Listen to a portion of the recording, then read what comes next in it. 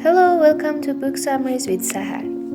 Today we dive into the stormy world of Wuthering Heights, a classic tale of love, revenge, and passion set on the wild Yorkshire moors.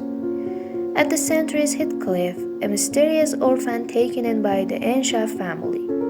His intense love for Catherine Earnshaw shapes their tragic lives, but their love is torn apart by pride, jealousy, and social class. Heathcliff's return, as a wealthy man, ignites a fierce revenge against those who wronged him, but in doing so, he destroys himself and everyone around him. Wuthering Heights is not just a love story, it's a dark exploration of obsession and the destructive power of revenge. Stay tuned for more gripping stories every week. Don't forget to subscribe and hit the bell. Wuthering Heights Simple Summary. In a cold, wild part of Yorkshire, England, there is an old house called Wuthering Heights, standing alone on a windy hill. This house has witnessed many years of love, hate, revenge, and pain across 2 generations. The story begins when a man named Mr. Lockwood rents a nearby house called Thrushcross Grange.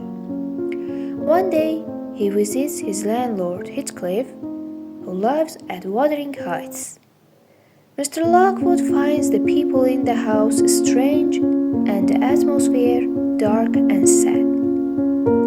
That night, he has a frightening dream. The ghost of a woman named Catherine begs him to let her in through the window. Troubled by the dream, he asks the housekeeper, Nellie Dean, to tell him the story of the house and its people. Years earlier, the owner of Wuthering Heights, Mr. Earnshaw, brought home a poor orphan boy from the streets of Liverpool. He named him Heathcliff. At first, the boy was treated like a family member. He became very close to Mr. Earnshaw's daughter, Catherine. They shared a deep, wild bond running through the moors and dreaming together. But Catherine's brother, Hindley, hated Heathcliff. After Mr. Earnshaw died, Hindley became the master of the house and treated Heathcliff like a servant. Later, Catherine visited the rich Linton family at Thrushcross Grange. She liked the comfortable life. Edgar Linton, a gentle and wealthy young man, fell in love with her. Catherine loved Heathcliff in her heart, but she believed she couldn't marry him because he was poor and uneducated. So she decided to marry Edgar instead. Heathcliff overheard her saying this, and heartbroken, he left without a word.